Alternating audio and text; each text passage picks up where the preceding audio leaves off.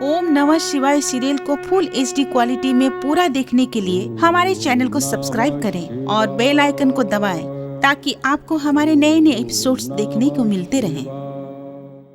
मैं ओंकार हूँ, परम शक्ति की परम सत्ता को श्रेष्ठ मानकर उनका स्मरण करते रहने वालों के जीवन का मैं श्रृंगार हूँ।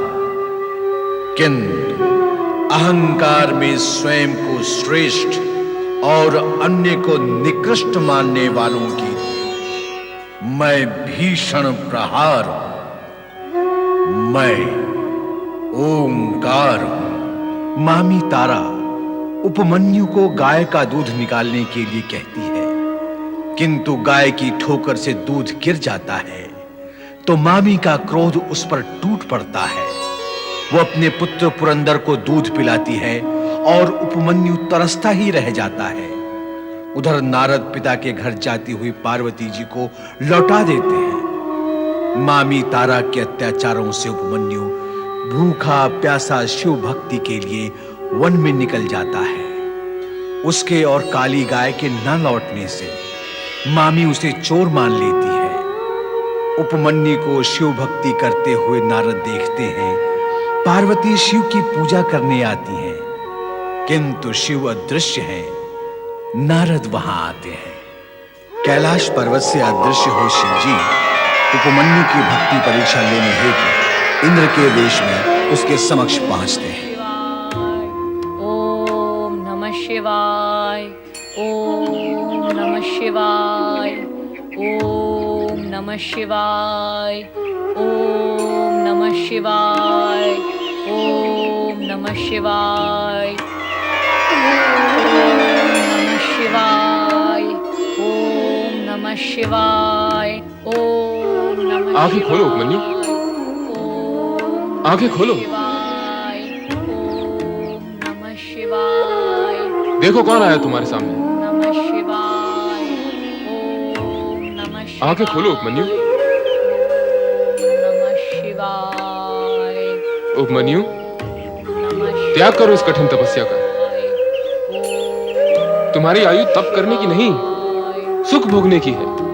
नमः शिवाय। आंखें खोलो उपमन्यु।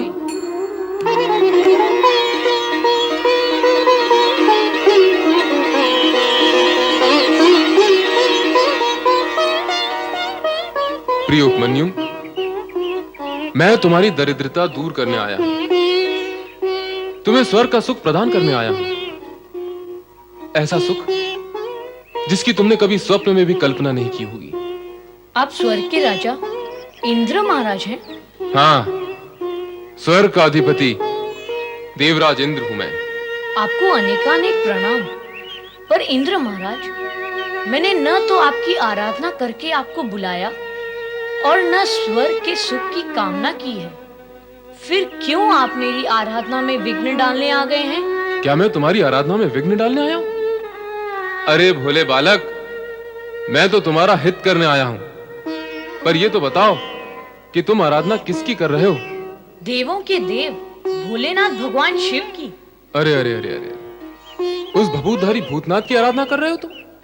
इंद्र महाराज, मैं यदि कहूं कि बड़ों का नाम बड़े आदर से लेना चाहिए तो आपको लगेगा यह बालक बड़ों के सामने बड़ी बातें कर रहा है। आप तीनों लोकों में पूजे जाने वाले भगवान शिव का नाम छोटे मन और खोटे शब्दों से ले रहे हैं। अरे, बालक होकर बड़ों की भांति तर्क करता है। सत्य को समझने की ना तेरे पास आयु है ना अनुभव, फिर ज्ञान कहां से होगा? मैं तेरा हित सोच रहा हूं बालक। मेरा हित सोचने के लिए भगवान शिव को अपशब्द कहना क्या आवश्यक है इंद्र महाराज? नहीं उपमन्यु, उन्हें अपशब्द कहना मेरा अभिप्राय नहीं। मेरा अभिप्राय तो केवल इतना है कि तुम्हें यह ज्ञान दे सकूं कि शिव की आराधना में अपना समय नष्ट न करो। तुम्हें तनिक भी लाभ होने वाला नहीं। तुम स्वयं सोचो, जिसके पास भभूत के अतिरिक्त अन्य कुछ भी नहीं है, वो तुम्हें क्या देगा? देने लेने का विचार तो व्यापारी करते हैं इंद्र महाराज, आराधना करने वाले आराधक नहीं। मेरी माता और स्वर्गीय पिता ने मुझे यही ज्ञान दिया है कि इस जगत में शिव से श्रेष्ठ अन्य कोई वरदाता है ही नहीं। और माता पिता का दिया हुआ ज्ञान कभी असत्य नहीं होता। वो शमशान वासी और श्रेष्ठ वरदाता? किस भ्रम में पड़े हो उपमन्यु? मेरे भ्रम के कारण आप क्यों चिंता में पड़े हैं इंद्र महाराज? अपना भ्रम मुझे प्रिय है। आपसे विलंब प्रार्थना है कि आप यहाँ से चले जाएं और मुझे शिव आराधना करने दें। अरे निर्बुद्धि, तू तो ज्ञान शून्य और अनुभव शून्य है। तुझे तो ज्ञान ही नहीं है कि शिव कभी किसी का कुछ हित नहीं करता। मैं स्वर्ग का सम्राट, देवताओं का राजा, स्वयं तेरे पास आया हूँ तेरे दुख निवारण के लिए, तुझे स्वर्ग ले जाने के लिए, स्वर्गीय सुख सुविधाएं प्रदान करने के लिए, और तू है कि अपनी हट पर अड़ा हुआ है। अरे मूर्ख बालक, बड़े बड़े ऋषि मुनि और ध्यानी ज्ञानी भी निरंतर कठोर तपस्या करने के पश्चात स्वर्ग की एक झलक तक नहीं पा सकते, और मैं तुझे वहां का स्थान और सुख उपलब्ध करवा रहा हूँ। इंद्र महाराज, आप तो अपनी गरिमा भी भूल गए। अब मुझे तो लाज आती है आपसे कुछ कहते हुए। आपको उत्तर देने के लिए यदि मेरे शब्दों में कठोरता आई तो उसका प्रभाव मेरी आराधना पर पड़ेगा। कहो तो, तुम कहना क्या चाहते हो? यही कि आपने मुझे क्या कोई भूखा या लोभी पक्षी समझ लिया है? और क्या आपका स्वर्गीय सुख कोई दाना है जिसे आप बार बार मेरी ओर फेंक रहे हैं ताकि मैं उसे चुग लूं और भगवान शिव की आराधना से विचलित होकर लोभ से भरे आपके सुखजाल में फंस जाऊं? नहीं, ऐसा नहीं होगा। अब आप चाहे रहे अथवा जाएं, मैं अपने आराध्य भगवान शिव के चरणों में जाता हूँ। ओम नमः शिवाय।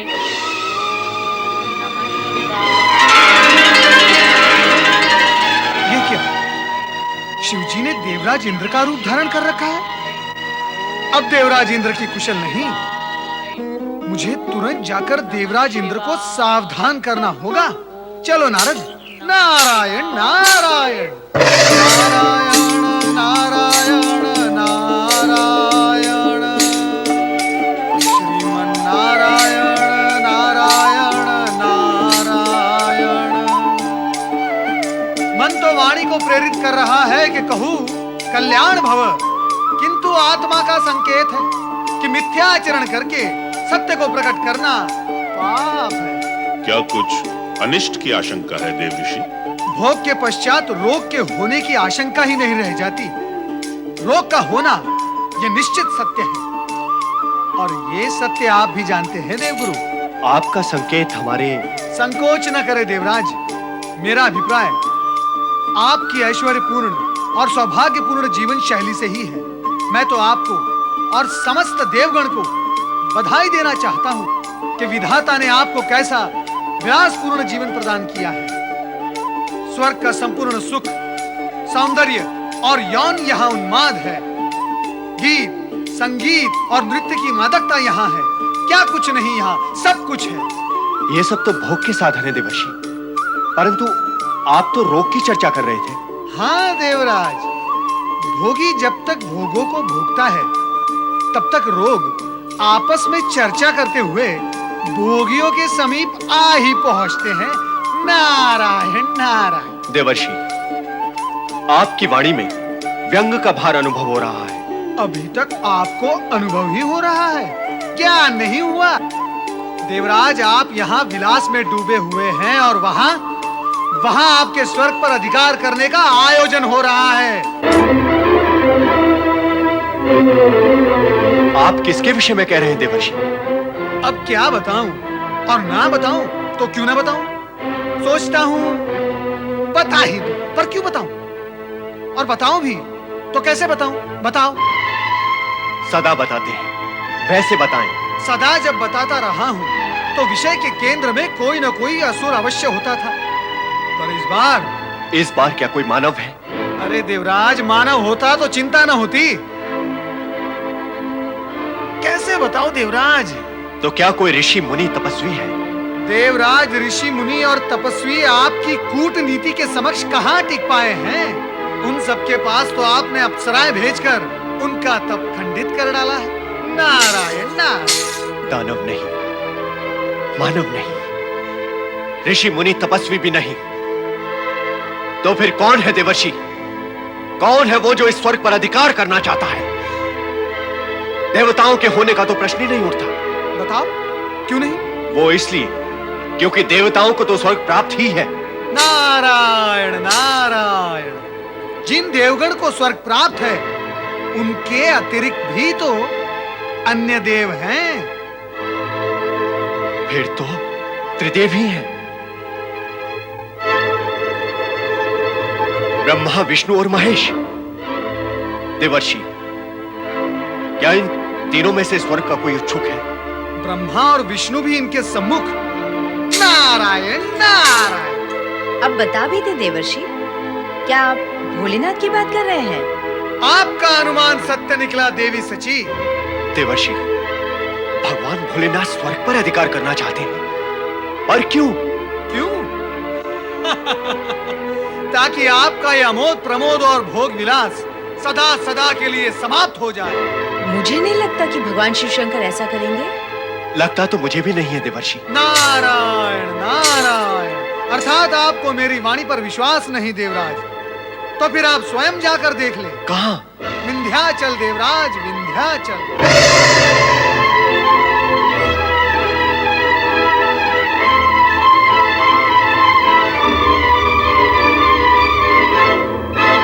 गुरुदेव, ये क्या अनिष्ट होने जा रहा है? देवराज, अवश्य आपसे भूल हो गई है। आपको शीघ्र ही भोलेनाथ के पास जाकर उनसे क्षमा याचना मांगनी चाहिए। यह तो अटल सत्य है कि देव ऋषि कभी असत्य भाषण नहीं करेंगे। ओम नमः शिवाय, ओम नमः शिवाय, ओम नमः शिवाय, ओम नमः शिवाय। हे भक्त, अब आरंभ होती है तेरी भक्ति की अग्नि परीक्षा। नमः शिवाय, ओम नमः शिवाय,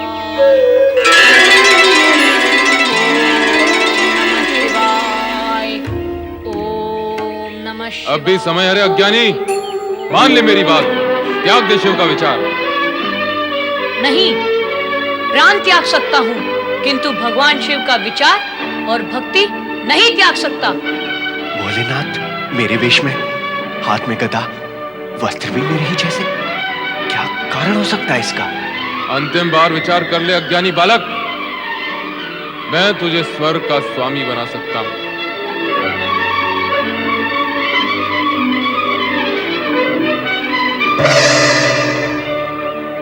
नहीं चाहिए मुझे स्वर्ग, मुझे केवल शिव दर्शन चाहिए, शिव चरणों का प्रसाद चाहिए।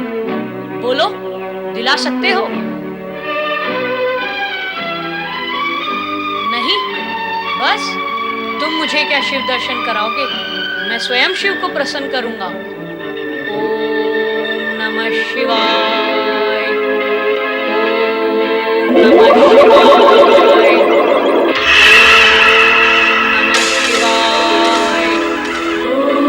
ओम नमः शिवाय, ओम नमः शिवाय, ओम नमः शिवाय, ओम नमः शिवाय, ओम नमः शिवाय, ओम नमः शिवाय, ओम नमः शिवाय, ओम नमः शिवाय, ओम नमः शिवाय, ओम नमः शिवाय, ओम नमः शिवाय, ओम नमः शिवाय, ओम नमः शिवाय, ओम नमः शिवाय, ओम नमः शिवाय, ओम नमः शिवाय, ओम नमः शिवाय, ओम नमः शिवाय, ओम नमः शिवाय।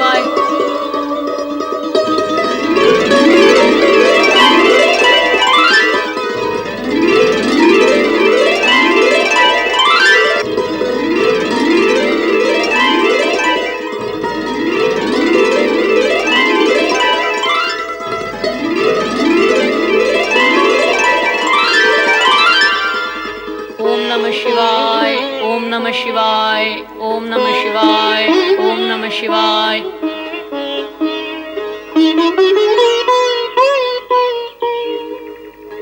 ओम नमः शिवाय, ओम नमः शिवाय,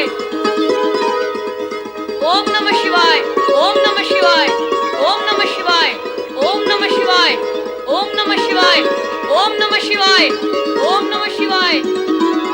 माता पार्वती, मां भगवती, कहां हैं आप? मेरा कष्ट दूर करे मां भवानी, मेरा कष्ट दूर करे। रक्षा करें मेरी माता, रक्षा करें। देवराज इंद्र, आप इतने व्यथित क्यों हैं? उठिए, बताइए क्या हुआ। अभी तक तो कुछ हुआ नहीं है माँ, किंतु होगा तो अनर्थ होगा। इस अनर्थ से मेरी रक्षा करें माता, इस अनर्थ से मेरी रक्षा करें। देवराज इंद्र, उस अनर्थ का नाम तो बताइए। माँ, भगवान शिव मेरा रूप धारण करके स्वर्ग पर अधिकार करने और उसे उपमन्यु को देने का विचार कर रहे हैं। पर वे हैं कहाँ? विंध्याचल के वन में। वहां वे उस शिव भक्त बालक पर क्रोधित और कृपालु एक साथ हो रहे हैं। बालक पर? हाँ। सर्वथा असंभव। भोलेनाथ शिव भक्त बालक पर क्रोधित हो ही नहीं सकते। लगता है आपको भ्रम हुआ है देवराज। हाँ, वे कृपालु अवश्य हो सकते हैं। भ्रम का प्रश्न ही नहीं उठता है माता। स्वयं देव ऋषि नारद ने मुझे बताया कि भगवान शिव शंकर ने स्वर्ग पर अधिकार करने का निश्चय कर लिया है। माता, आप चलकर उन्हें समझाएं कि वो मुझ पर दया करें। चले माता। चलना ही होगा। माँ, आपको मेरी रक्षा करने के लिए कृपा करनी ही होगी। विलंब न करें। चले माता। ओम नमः शिवाय, ओम नमः शिवाय।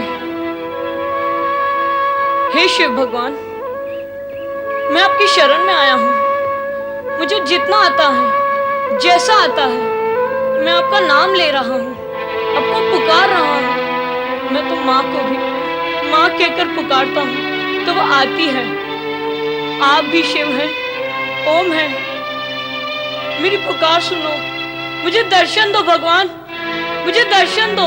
तुम तो सारे जगत के पिता हो। मैंने सुना है कि माता पिता तो बालक की एक पुकार पर दौड़े चले आते हैं। फिर आप क्यों नहीं आ रहे? क्या मुझसे अप्रसन्न है? बोलो भगवान, बोलो बोलो जगत पिता, बोलो। अरे हठधर्मी बालक, तू फिर विचार कर ले। तुझे स्वर्ग मिल सकता है। तेरी माँ और तेरे पूर्ण परिवार को स्वर्ग सुख मिल सकता है। आप यहाँ भी आ गए? तेरी भलाई के लिए। तेरी माँ को स्वर्ग सुख मिलेगा तो तेरा पुत्र धर्म सफल हो जाएगा। और धर्म की सफलता से बढ़कर अन्य क्या कर्म और उपलब्धि हो सकती है रे बालक? धर्म और कर्म का ज्ञान तेरे जीवन को सुखी बनाएगा। नहीं नहीं नहीं, मुझे धर्म कर्म जानना भी नहीं है। मुझे केवल शिव दर्शन चाहिए। शिव दर्शन, शिव दर्शन।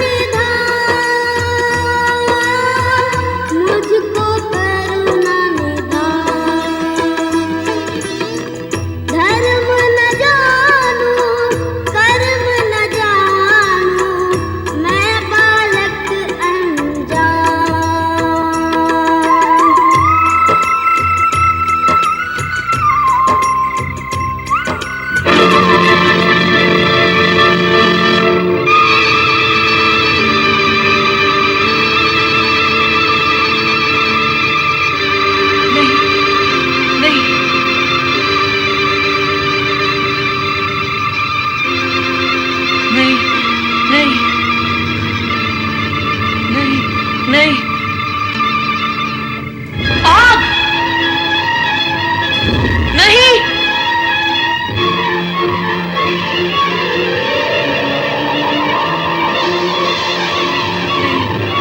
नहीं, नहीं, आग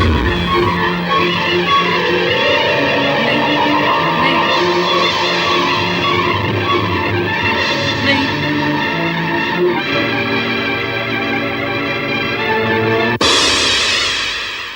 तुम तो सबके नाथ हो भोले, मुझको अनाथ तुमने किया क्यों? जो न किसी के संग किया वो, जो न किसी के संग किया वो, मेरे साथ किया क्यों? मेरे साथ किया क्यों? देव तुम्हारे लिए तो जग में सब हैं एक समान, सब हैं एक समान। धर्म न जानूं, कर्म न जानूं, मैं बालक अनजान। इतना जानूं मैं हूँ तुम्हारी भोले एक संतान, भोले एक संतान, भोले एक संतान, भोले एक संतान।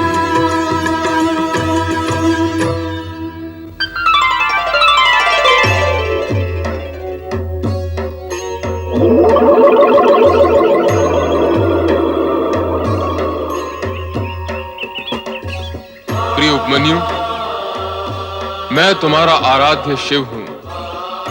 आंखें खोलो पुत्र, आंखें खोलो।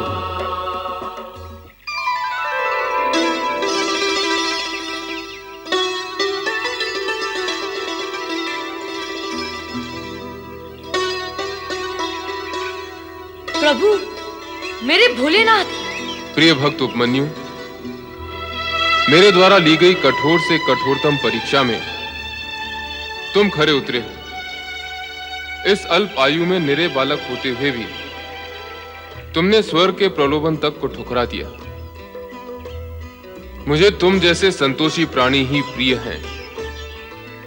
मैं तुमसे अत्यंत प्रसन्न हूं। तुम्हारा नाम नैष्ठिक शिव भक्तों में अमर रहेगा। भोलेनाथ की जय हो। आओ पुत्र उपमन्यु, पितृभाव से मैं तुम्हें हृदय से लगाने के लिए उत्सुक हूं। प्रभु, आओ पुत्र उपमन्यु। मेरे आराध्य, मेरे भोलेनाथ, मेरे शिव, मेरे भगवान, मेरे स्वामी, मेरे आराध्य, मेरे भोलेनाथ, मेरे शिव। मैंने कहा था ना देवी कि तुम्हारा पुत्र वियोग शीघ्र ही समाप्त होगा। ये देखो, तुम्हें उपमन्यु के रूप में एक और पुत्र प्राप्त हुआ है। इसे तुम अपनी ममता का वरदान दो। जाओ पुत्र। माता पार्वती को प्रणाम। पुत्र उपमन्यु,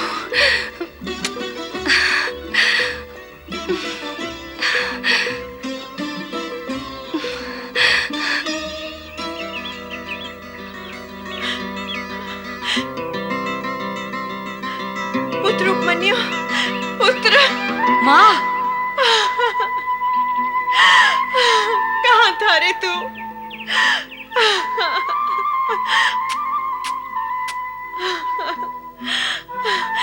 तूने मेरा स्वप्न साकार कर दिया पुत्र। स्वयं भगवान शिव और माता पार्वती ने तुझे अपना पुत्र स्वीकार किया है। अरे, शिव और पार्वती की जो कृपा तुझे प्राप्त हुई है वो तो देवगण भी प्राप्त नहीं कर सकते। देव तुल्य संपदा प्राप्त कर ली तूने पुत्र। देवराज, आज तो आप प्रसन्न मुद्रा में हैं, किंतु इससे पूर्व जब आप आए थे तब आपके मुख पर भय और चिंता व्याप्त थे।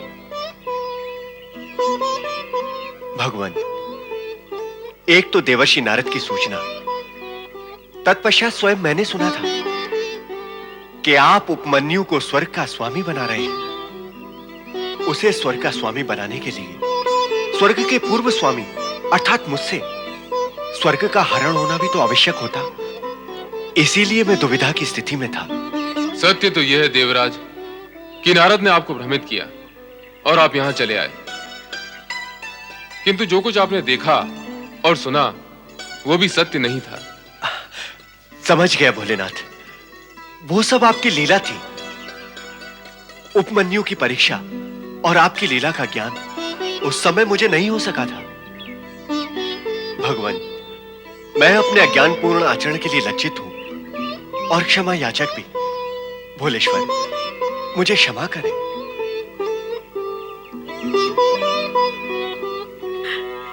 माता पार्वती और भगवान शिव को मेरा प्रणाम। भगवान, मेरे पुत्र उपमन्यु ने दरिद्रता में जन्म लिया और दरिद्रता में ही पला। इसने घोर कष्ट सहे हैं दीनानाथ। सुख के नाम से तो कभी इसका परिचय ही नहीं हुआ।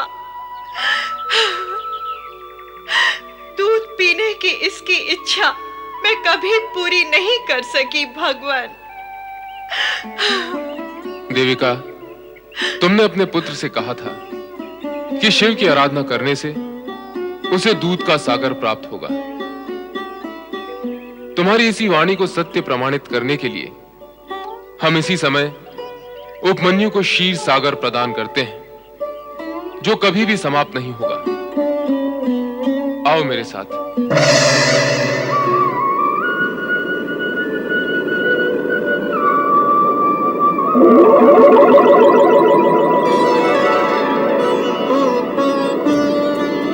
इस विशाल क्षीर सागर के दूध से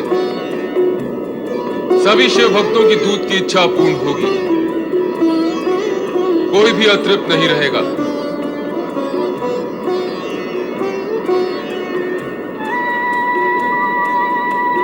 पुत्र, मैं तुम्हें अक्षय वरदान देती हूँ कि तुम चिर कुमार रहकर शिव भक्ति तथा ज्ञान के प्रकाश द्वारा जन जन में भक्ति और सद्भावना का प्रचार प्रसार करते रहोगे। प्रभु, अब उपमन्यु को आप ऐसा अक्षय वरदान दें जो अद्भुत हो। पुत्र उपमन्यु, तुम योग विद्या में पारंगत होकर अपने असंख्य शिष्यों को योग विद्या प्रदान करोगे। वेदों सहित समस्त ब्रह्म विद्या तुम्हें सहज ही प्राप्त होगी तथा जगत की सर्वश्रेष्ठ समृद्धि इच्छा मात्र से ही तुम्हारे सामने प्रकट होगी। तुम जगत के परम संतोषी प्राणी माने जाओगे।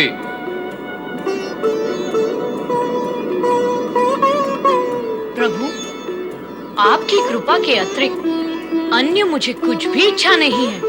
ओम नमः शिवाय। प्रणाम देवेश्वर, प्रणाम माता। आपके दर्शन हुए और क्या देवर्षि? और यही माता कि आपके साथ साथ आपके इस भाग्यशाली पुत्र के भी दर्शन हो गए, जो भाग्य के विषय में देवगण से अधिक भाग्यशाली सिद्ध हुए हैं। हाँ नारद, उपमन्यु के रूप में पार्वती को एक और पुत्र की प्राप्ति हुई है। केवल माता पार्वती को? नारायण नारायण। प्रभु, माता पार्वती जिसकी माता है उसके पिता भी तो आप ही हैं। आप दोनों को पुत्र प्राप्ति के लिए बधाई हो। तुम्हारी बधाई तो हम ग्रहण कर लेंगे नारद, किंतु तुम्हारी लीला अत्यंत कष्टकारक होती है। मेरी लीला? नारायण नारायण। हे त्रिकालदर्शी, लीलाकारी तो आप हैं। मैं कहाँ ये लीला वीला जानता हूँ। जानते ही नहीं, तुम लीलाएं करते भी हो। तुमने हमारा इंद्र रूप देखकर इंद्र को भयभीत कर दिया था देवराज इंद्र की सभी इंद्रियां डामाडोल हो गई थीं। वो सब कुछ तो अब सिमट चुका है, किंतु अब उपमन्यु को हमारे पुत्र के रूप में देखकर तुम कहीं कार्तिकेय और गणेश को भ्रमित मत कर देना। नारायण नारायण, कहाँ देवराज इंद्र और कहाँ आप दोनों में धरती आकाश जितना अंतर है, तो मेरे आचरण में भी आप दोनों के प्रति अंतर अवश्य होगा। प्रभु, मेरा विचार है अब आपसे आज्ञा लेनी चाहिए।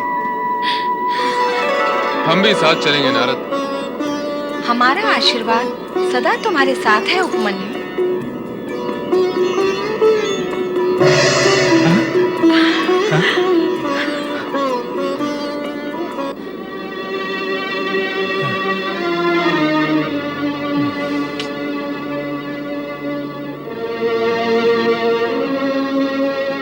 हमें क्षमा कर दो बहन, मैंने तुम्हें कभी भी कष्ट देना नहीं चाहा, फिर भी मैं तुम्हारा दोषी हूँ।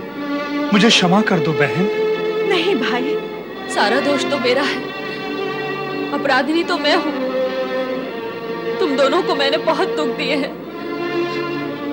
अपने पिता की संपत्ति पर गर्व करके आप सब लोगों का मैंने अपमान किया।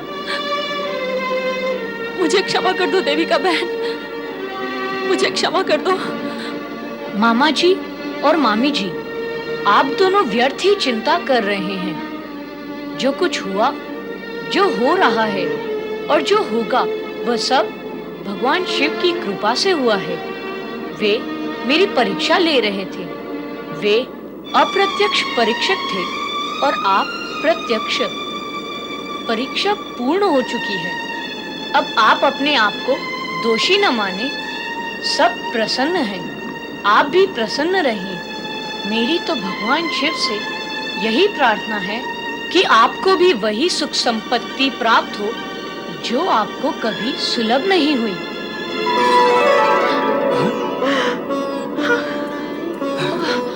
अरे क्या?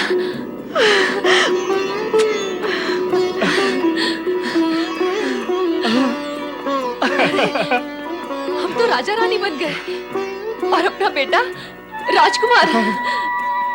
ये तो अपने प्रिय उपमन्यु की वाणी का ही चमत्कार है। बहन देविका, उपमन्यु के कारण हमें दूर से भगवान भोलेनाथ और माता पार्वती के दर्शन भी हुए और ये वैभव भी।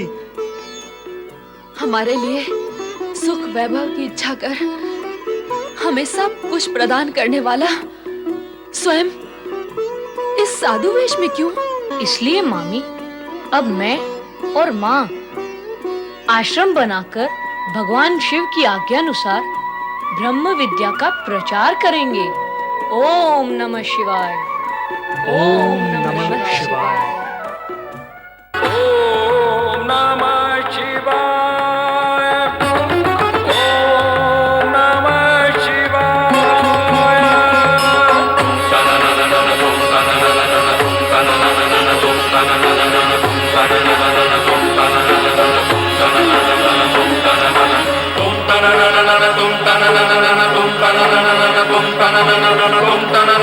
तुम